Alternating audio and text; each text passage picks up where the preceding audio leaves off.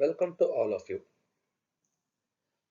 Here I am providing a simplified approach to the digital signal processing in a consolidated manner, whichever is the most important part with respect to calculation and other things. I am providing them in a consolidated manner.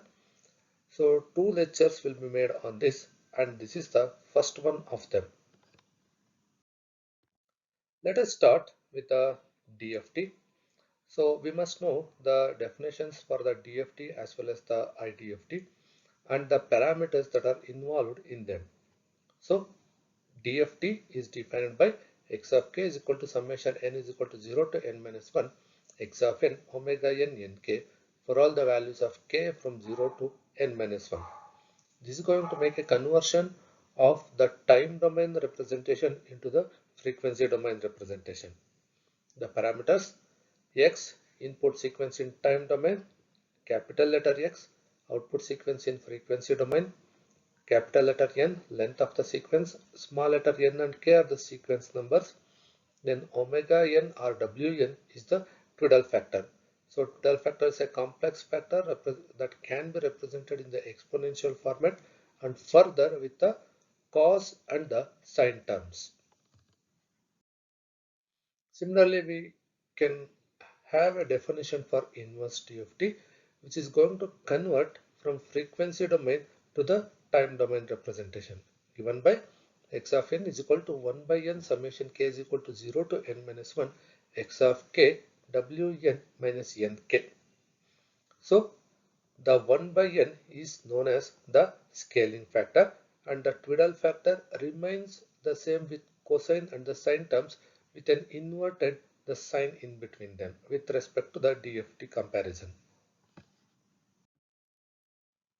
This is the DFT IDFT pair, so represented in terms of twiddle factor and also represented in terms of exponential. So this is the DFT IDFT with the twiddle factor representation and the corresponding exponential form of representation. One thing you need to remember with respect to DFT calculation: DFT can be applied only on discrete, periodic and finite length sequence. We had also gone through the matrix relation of the DFT in detail, and here is the concised version of the same. So this matrix realization is done only for capital letter N is equal to 4, that is the length of the sequence is equal to 4. This can be represented for any sequence length, but the realization or the representation will becomes more complex when we convert these twiddle factor values into its corresponding actual values. So this is the DFT matrix for n is equal to 4 with respect to twiddle factor. The same twiddle factor values substituted over here. This is the matrix we will be having. So similarly, this is the representation for IDFT calculation for n is equal to 4, and here DFT as a linear transform, a simple representation that we are going to have over here. Now coming to the properties of DFT. So there are a set of properties, several properties we are going to have. So periodicity, so corresponding definition you have to always remember. So that's what is given in the table format for the easy understanding purpose. Periodicity property, then linearity property, symmetry property. Symmetry property is of most useful. By making use of the symmetry property, we can also identify the calculation of the DFT of real values, what we have calculated is right or wrong, and then multiplication of two DFTs and the circular convolution. So circular convolution property usually will have the derivation and the problems to be solved on this one. Then time reversal, also known as the circular folding. Then the circular time shift property, circular frequency shift, also known as multiplication by exponential in time domain. Then complex conjugate, DFT of the complex conjugate also. So then the Parseval relation. So in the Parseval relation, we are going to have two representations, of which for calculation purpose we always make use of the lower relation, that is summation n is equal to 0 to n minus 1 modulus of x of n square is equal to 1 by n summation k is equal to 0 to n minus 1 modulus x of k square. So this is the common realization that we use while solving the problems. Now let us move on to the linear filtering of long data sequences. So as per the concept of the DFT, we cannot apply it on any length of the input values. It must be on finite length sequence. Therefore, in order to perform the DFT calculation on the long sequence, we are going to make use of division of the sequences into smaller sequences and then perform the remaining operation. So this linear filtering can be achieved by one of these two methods, overlap add method and overlap save method. So these two methods are also known as the fast convolution methods. Now coming to the fast Fourier transform, in short form FFT. With respect to fast Fourier transform, first we must remember the two properties of the DFT and one relation. The first property of that is the periodicity property of the Twiddle factor given by Wn to the power of k plus n is equal to Wnk. Second property, symmetry property of Twiddle factor, that is given by Wn to the power of k plus n by 2 is equal to minus Wn power k. These are the two properties, and one more relation we need to remember is Wn by 2 is equal to Wn square. So this property is specifically used while making the derivation of the DIT-FFT and the DIF-FFT, and this is also being used while making the derivation. The representation. Decimation in time, fast Fourier transform, so DIT-FFT. So in case of either DIT-FFT or DIF-FFT, we will be solving on only two cases, that is with the sequence length n is equal to 4 as well as the sequence length n is equal to 8. So we need to remember the corresponding butterfly diagram. So once we have the butterfly diagram understanding, then it is quite easy to make the substitution and to have the calculation stage by stage. So this is the diagram for 4-point DIT-FFT. So in this case, the input will be not in a sequence, whereas the output we are going to get in a sequence. This is going to be the intermediary calculation. So from the given inputs, we calculate first stage of result.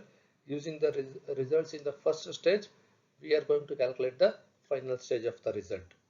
The expression for each of these is represented over here. The first stage of calculation, that is A of 0, A of 1, B of 0, B of 1. The second stage is the final values, that is x of 0, x of 1, x of 2 and the x of 3. And also we need to remember the Twiddle factor values what we are using over here. Similarly for DIT-FFT, n is equal to 8. So this is the diagram. So this is going to be once again the time domain values are not in a sequence, whereas frequency domain values are in a sequence. The Twiddle factor values that are being represented on this butterfly diagram are represented over here. So one has to remember the butterfly diagram both for n is equal to 4 as well as n is equal to 8. So these are the corresponding stage wise representation for n is equal to 8.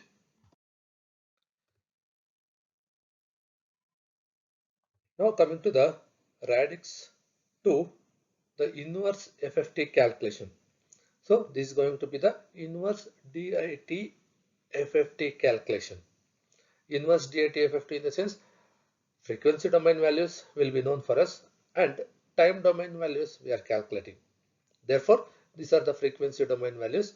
So this is always in sequence, whereas time domain values will not be in a sequence. So this you have to make a practice of this diagram. Usual problem while solving is the scaling factor will be forgotten while making the calculation. So always remember, while calculating the inverse FFT, making use of the scaling factor is must and should. So corresponding stage by stage expressions are given over here. Now coming to the DIF FFT representation. So there are two methods as I told you before with respect to FFT, DIT FFT and DIF FFT. So this DIF FFT stands with decimation in frequency for Fourier transform. So decimation in frequency in the sense frequency with respect to frequency we are going to make the divisions. Therefore in this case the frequency values will not be in a sequence, whereas the time domain values will be always in a sequence. So this is going to be the corresponding butterfly diagram.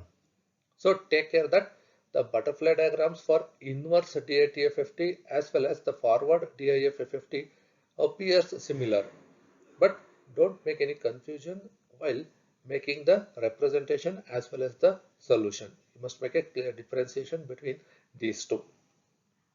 So stage by stage expressions are being given over here. So this is DIF FFT for n is equal to 8. So you can just go through this representation. One has to practice these these butterfly diagrams to have a proper calculation.